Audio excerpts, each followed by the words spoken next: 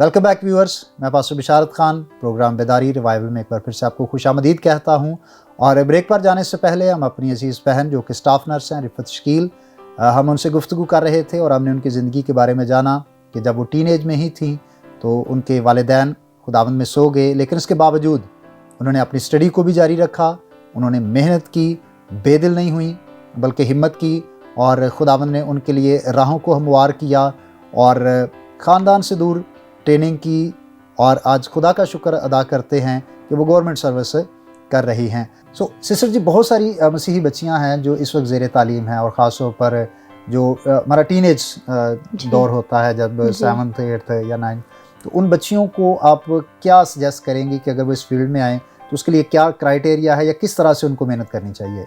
देखिए, सबसे पहले तो ये है कि वो साइंस सब्जेक्ट्स को लें अपनी। जैसे 9th-10th में हमारे लिए ऑप्शंस होता है कि आपने आर्ट्स करना है, साइंस या कंप्यूटर साइंस। तो ये है कि साइंस सब्जेक्ट्स, बायोकेमिस्ट्री को अपनी एजुकेशन में शामिल करें। फिर इसके बाद ये कि देखें, मेहनत, हार्ड वर्किंग तो हर प्रोफेशन के लिए है, चाहे तालीम हो या कोई टेक्निकल। तो ये है कि देखें, मेहनत करनी है तो आपको इसका सिला भी मिलता है।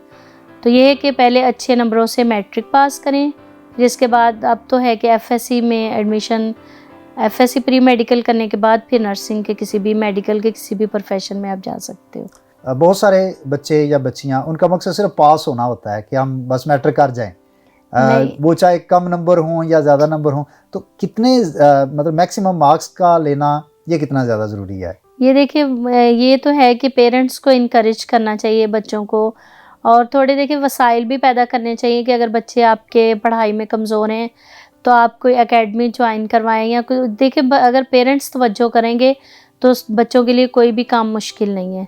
तो ये है कि अगर आपको लगता है कि आपके बच्चे थोड़े वीक हैं, आप उनको ख़ुद भी सपोर्ट करें और साथ में किसी एकेडमी में भी ज्वाइन करवाएं ताकि आपके बच्चे अच्छे मार्क्स ले सकें।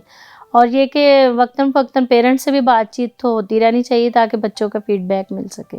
अच्छा, बहुत सारे हमारे मसीही भाई या बहनें ऐसे हैं या वालिदैन बिलखसूस जो कभी टीचर से कांटेक्ट नहीं करते या टीचर के साथ कभी वो जैसे आजकल एक प्राइवेट स्कूल्स में ट्रेंड है ना, पीटीएम जी, पेरेंट्स टीचर्स मीटिंग्स। तो बहुत सारे हमारे जो गवर्नमेंट स्कूल्स में पढ़ रहे हैं तो कई वालिदैन टीचर्स से कभी मिलते ही नहीं है। तो कितना ज़रूरी है कि वालिदैन कभी कभी जाएं और टीचर को भी मिलें और अपने बच्चों का, अपनी बच्ची का वो फीडबैक लें, उसकी स्टडी के वाले से गुफ्तगू करें। ये तो पेरेंट्स के लिए लाजमी है कि जाना चाहिए। अब मेरे बच्चे हैं, मेरे 2 बेटे पढ़ते हैं स्कूल में, और मेरी कोशिश होती है कि मैं महीने में 2 दफ़ा या 3 दफ़ा मैं जाऊं और मैं पूछती हूं उनका स्टेटस। तो खुदा उनका शुक्र है कि अगर कुछ वीकनेस होती है तो टीचर मुझसे बताती हैं और कहती हैं कि आप घर पे इनसे क्वेश्चनिंग किया करें, इनके साथ बात किया करें। और खुदा उनका शुक्र है कि हम लोग देखिए, टीचर्स और पेरेंट्स मिलके करेंगे तो फिर ही बच्चे अपने मुस्तकबिल का कामयाब हो सकते हैं। इसका मतलब ये है कि वालिदैन के लिए कितना अहम और ज़रूरी जी, है। ये बहुत टफ, यानी कि उनकी ज़िंदगी का एक पार्ट होता है कि अपने बच्चों को कामयाब करवाना है या उनको कामयाबी की तरफ लेके जाना है। तो उसके लिए ज़रूरी है कि वो टीचर से पेरेंट्स और टीचर मीटिंग ज़रूरी है। अभी तो सिस्टर जी एक कंपटीशन का दौर है, ज़्यादा से ज़्यादा मार्क्स लेने का एक ट्रेंड आ गया है जी। और खुदा का शुक्र है कि मसीही बच्चे और बच्चियां भी बड़े अच्छे नंबर्स लेते हैं बाजू जी। अगर इन केस आपकी ख्वाहिश है कि आप जनरल नर्सिंग करें और इन केस आपका क्राइटेरिया पर आप पूरे नहीं उतर रहे, तो और ऑप्शंस क्या है मेडिकल फील्ड में? देखिए, जैसे यानी कि फ़र्स्ट होता है कि एमबीबीएस करना है। अगर देखिए हम एमबीबीएस नहीं कर सकते तो हम ये कि हम नर्सिंग कर लें। देखिए, अगर हम नर्सिंग के क्राइटेरिया पे भी पूरे नहीं उतरते, उससे नीचे भी हैं कि आप एलएच भी कर सकती हैं, मिडवाइफ कर सकती हैं, कोई technicians, lab technician, OT technicians, उसमें भी आप एडमिशन्स ले सकते हैं। इसमें दिल बर्दाश्ता होने की तो ज़रूरत ही नहीं है, तो ये क्योंकि हमारे लिए और ऑप्शंस हैं। ये जो आपने मुख्तलिफ ऑप्शंस दिए, जैसे लैब टेक्नीशियन है या ओटी का है, तो ये क्या गवर्नमेंट सेक्टर में होते हैं या कहीं प्राइवेट इसके लिए एडमिशन लेना पड़ता है? देखिए, गवर्नमेंट सेटअप्स में भी हैं और जो अफोर्ड कर सकते हैं, जैसे सेल्फ पे है, तो वो प्राइवेट्स में भी हैं। तो अगर कोई गवर्नमेंट में करना चाहे तो डेफिनेटली उसके लिए ये आसानी होती है कि गवर्नमेंट उसको साथ साथ ट्रेनिंग के दौरान सपोर्ट भी करती है। तो कहाँ पर और कैसे और कब इसके एडमिशन्स ओपन होते हैं, अगर इसकी इन्फॉर्मेशन आप हमारे देखने वालों को शेयर कर सकें? यूजुअली ये है कि इसके एडमिशन्स जो हैं वो मार्च में होते हैं और सेकंड बैच जो है इसके सितंबर्स में होता है। और ये है कि अगर यानी कि मार्च में हो रहे हैं तो उसके भी जनवरी से शुरू हो जाते हैं, अगर सितंबर में हो रहे हैं तो उसके भी जून से प्रोसेस जो है वो स्टार्ट हो जाता है।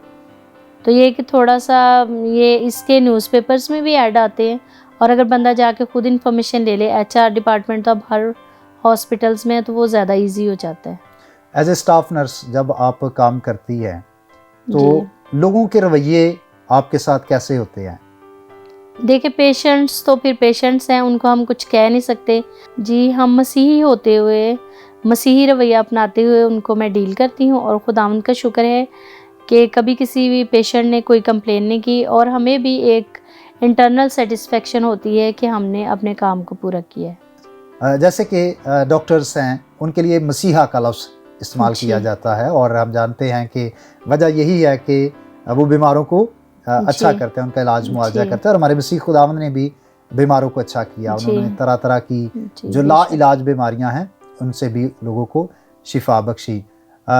चाहे डॉक्टर्स हैं या नर्सेस हैं, ये और ख़ास तौर पर मसीही जो जी। डॉक्टर्स हैं, नर्सेस हैं, तो खुदा की उस मोहब्बत को अपने अंदर महसूस करते हैं कि चूँकि खुदा ने हमसे मोहब्बत की है, इसलिए हम भी दूसरों के साथ मोहब्बत करें। करते हैं। और मैं यहाँ पर तमाम मसीही डॉक्टर्स को भी और तमाम जो मसीही नर्सेस हैं, हमारे मसीही भाई बहनें मेडिकल की फील्ड में हैं, मैं उनको खराज तहसीन भी थैंक पेश करना चाहता हूँ, आपको भी कि थैंक यू। नो डाउट बहुत एक टफ जॉब है, क्योंकि मैंने जहाँ तक फील किया है तो पेशेंट की तो बात ठीक है, लेकिन जो कभी कभी उनके अटेंडेंट होते हैं जी। उनके रवैये भी लोग आपके लिए तकलीफ का बायस बनते हैं, तो जी। उसके बारे में आप क्या कहना चाहेंगी? अब हम लोग तो देखें, जब अटेंडेंट हमारे साथ कोई यानी कि मिसबिहेव करते हैं या कुछ, लेकिन हमारा फोकस जो होता है वो पेशेंट पे होता है। और बाज़ दफ़ा ऐसा होता है कि वो खुद महसूस करते हैं और जाते हुए हमसे एक्सक्यूज़ और सॉरी करके जाते हैं कि सिस्टर हम लोग उस टाइम टेंशन में थे, डिप्रेशन में थे, तो इस वजह से हमने आपके साथ मिसबिहेव किया। लेकिन ये है कि हमारा फोकस सिर्फ पेशेंट्स पे होता है। हम लोग अटेंडेंट या उनके उस पे बिहेव पे कोई इतना ज़्यादा हम लोग गौर नहीं करते। उनका बिहेवियर तो ऑलमोस्ट ख़राब ही होता है। सो क्या ऐसे लोगों को क्या पैगाम देना चाहेंगी? क्या एक स्टाफ नर्स होते हुए जो होता है ना दिल में बात के लोगों को हमें ये कहना चाहिए या लोगों को ये करना चाहिए? जी। मेरे तो ज़हन में यही होता है कि देखिए, जब पेशेंट एक बीमार होता है, बाज़ दफ़ा उसके रिश्तेदार रिलेटिव्स तक उसको हाथ लगाना पसंद नहीं करते। जो हम वही हाथ पकड़ के हम लोग ड्रिप्स लगा रहे होते हैं, हम लोग उसको ब्रेला पास कर रहे होते हैं। तो ये है कि अगर हम उनकी खिदमत का मुआवजा या उनको यानी कि नहीं अच्छे, तो कम से कम अच्छे अल्फाज इस्तेमाल करें कि ताकि किसी की यानी कि कोई हर्ट ना हो, बल्कि आपकी तरफ से उसको तसल्ली हो। कई दफ़ा ये भी देखा गया है कि हॉस्पिटल्स में आके लोग शोर बहुत करते हैं, जी। तो ये आपको कितना इरिटेट करता है या ये पेशेंट्स के लिए कितना ख़तरनाक है? देखिए, हमें तो इरिटेट जो करना है, लेकिन सबसे बड़ी प्रॉब्लम जो है वो पेशेंट्स पे होती है, और हम लोग हॉस्पिटल में ज़्यादा फोकस पेशेंट पे ही करते हैं। तो ये अटेंडेंट को हम लोग उस टाइम में भी कहते हैं, और अभी भी मेरा यही पैगाम है कि देखिए, अगर आप हॉस्पिटल में पेशेंट को लेके आते हैं तो वो डॉक्टर्स और स्टाफ नर्सेज और वहाँ के इंतज़ामिया की ज़िम्मेदारी हो जाती है कि उसको कैसे डील करना है। तो मोस्टली तो वो नॉन मेडिकल होते हैं, इस वजह से उनके जो दिमाग में आता है वो करते हैं। पेशेंट्स जब आते हैं तो उनके साथ यूजुअली 2-4 अटेंडेंट से ज़्यादा ही होते हैं। तो उनको असल में ये भी होता है कि जब हम एक दफ़ा में एक पेशेंट का काम कर रहे होते हैं, वो आते हैं, उनकी कोशिश यही होती है कि उस पेशेंट को छोड़ के ये हमारा काम करें। ये देखिए, हमें पता है कि किस पेशेंट को किस प्रायोरिटी हमारी कौन सी पेशेंट पे है। अब अगर हम एक पेशेंट को डील कर रहे हैं, उसको डॉक्टर देख रहे हैं, जब नर्स का काम होगा उसको नर्स देखेगी, जब डॉक्टर का काम होगा उसको डॉक्टर देखेंगे। लेकिन हमारे मुआशरे में आपको पता है कि यहाँ पे है कि जब हम गए हैं तो हमारा काम सबसे पहले हो, और यही नुकसान का बायस बनता है। लेकिन ये है कि सबको चाहिए कि सब अगर हॉस्पिटल में आते हैं तो अमले के साथ तावन करें, और ये कि शोर शराबा या ऐसे फस क्रिएट करने से वहाँ पे कोई फ़ायदा नहीं। देखिए, दूसरे पेशेंट भी इससे मुतासर होते हैं, और ये रवैया दूसरे पेशेंट को भी इरिटेट करता है। सिस्टर जी, लड़कियों की तालीम के हवाले से आप क्या पैगाम देना चाहेंगी उन लड़कियों को या उनके वालिदैन को? देखिए, लड़कियों की तालीम के हवाले से तो ये कि पेरेंट्स को भी यही कहूँगी कि देखिए, जहाँ पे आप बच्चों पे फोकस करते हैं, बेटों पे ज़्यादा करते हैं, तो बेटियों पे भी फोकस करें, क्योंकि उनको अगर फ्यूचर में कोई प्रॉब्लम होती है तो उससे सबसे ज़्यादा हर्ट जो है वो पेरेंट्स ही होते हैं। लेकिन ये कि उस मकाम पे उनके लिए मुश्किल हो जाता है, क्योंकि हमारे माशरे में यही होता है कि शादी हो गई है, उसके बाद चले ठीक है वो बच्ची अपने घर में है, हमारी अब कोई ज़िम्मेदारी नहीं है। तो ये कि देखिए अगर इस स्टेप पे आप उनको सपोर्ट करेंगे तो आप पूरी ज़िंदगी जो है वो सेटिस्फेक्शन में गुजारेंगे। जब आपकी बच्ची पढ़ रही है, ट्रेनिंग कर रही है, इसके बाद जॉब कर रही है, तो आपको फाइनेंशियली उसके बारे में परेशानी का सामना नहीं करना पड़ता।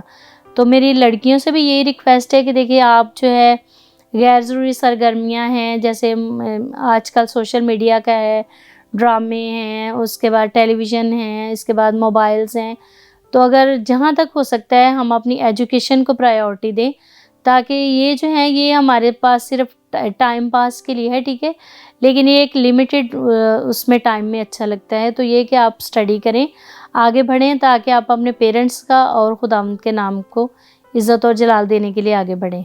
कई दफ़ा ज़िंदगी में ऐसे भी होता है कि इंसान हमेशा कामयाब नहीं होता, नाकाम हो जाता है जी। और कई दफ़ा 9th या 10th में जाकर कुछ बच्चे ऐसे होते हैं या बच्चियां ऐसी होती हैं, उनकी किसी एक सब्जेक्ट में या 2 सब्जेक्ट में कुछ सप्ली आ जाती है और वो गिव अप कर देते हैं, छोड़ देते हैं, आगे कंटिन्यू नहीं करते। तो ऐसे बच्चों को आप क्या पैगाम देना चाहेंगी? देखिए मेरा तो यही है कि देखिए अगर सप्ली आ जाती है या आप किसी एक सब्जेक्ट्स में रह जाते हैं तो कोई बात नहीं, आप आगे बढ़ें। देखिए अगर कोई नाकाम भी वही होता है जो कामयाबी के लिए कोशिश करते हैं, तो अपनी इस कोशिश को जारी रखें, डिसहार्ट होने की ज़रूरत नहीं है। अगर देखें आहिस्ता आहिस्ता चलने से भी इंसान काम अपनी मंजिल पर पहुंच जाए तो ये बहुत होता है। आप कामयाबी को अगर जहन में लेके चलेंगे तो कोई बात नहीं, छोटी मोटी नाकामियों से डिसहार्ट होने की ज़रूरत नहीं है। आप दोबारा कोशिश करें, खुदा आपको दोबारा कामयाबी देंगे, इसमें परेशानी और फिक्रमंदी की कोई बात नहीं है। बहुत शुक्रिया सिस्टर जी, बड़ा अच्छा लगा आपसे गुफ्तगू करके। Thank you. आखिर में मैं चाहता हूँ कि होशाना टीवी के देखने वालों को कोई एक पैगाम देना चाहें। होशाना टेलीविज़न देखने वाले नाज़रीन को और अपने मसीही बहन भाइयों से मैं यही गुजारिश करूँगी कि आजकल तो नर्सिंग मेल के लिए भी बहुत ज़रूरी हो गई है, तो आप अपनी बच्चियों को, अपने बच्चों को पढ़ाएं, इस मेडिकल के प्रोफेशन में लेके आएँ, ताकि आपके बच्चे बाइज़्ज़त रोज़गार कमा कर आपका और अपने खुदावंद का नाम रोशन करें। बहुत शुक्रिया सिस्टर जी। सो अज़ीज़ भाई और बहनों, जैसा कि आपने सुना, ज़रूर है कि हम ज़्यादा से ज़्यादा मेहनत करें, ख़ास तौर पर तालीम में, क्योंकि इसी से हमारी पहचान है। सो आइए हम दुआ करें। कादिर मुतलक खुदा बाप यीशु मसीह के नाम से हम तेरा बड़ा शुक्रिया अदा करते हैं आज के इस एपिसोड के लिए, और मेरी दुआ है कि ये तमाम देखने वालों के लिए बरकत का सबब बने। ए खुदा, होशाना टीवी और इसकी सारी टीम को और ज़्यादा कसरत की बरकत अता कर। हम अपनी अजीज़ बहन रिफत शकील के लिए और इनकी फ़ैमिली के लिए शुक्रगुजारी करते और बरकत मांगते हैं यीशु मसीह के नाम से, आमीन। इसके साथ ही अपने मेज़बान पास्टर बिशारत को इजाज़त दीजिएगा। ज़िंदगी रही सांसों ने वफा की, तो बहुत जल्द नई एपिसोड और नए मेहमान के साथ आपके साथ मुलाकात होगी। तब तक अपना बहुत सारा ख्याल रखिएगा। खुदा हाफिज़, गॉड ब्लेस यू।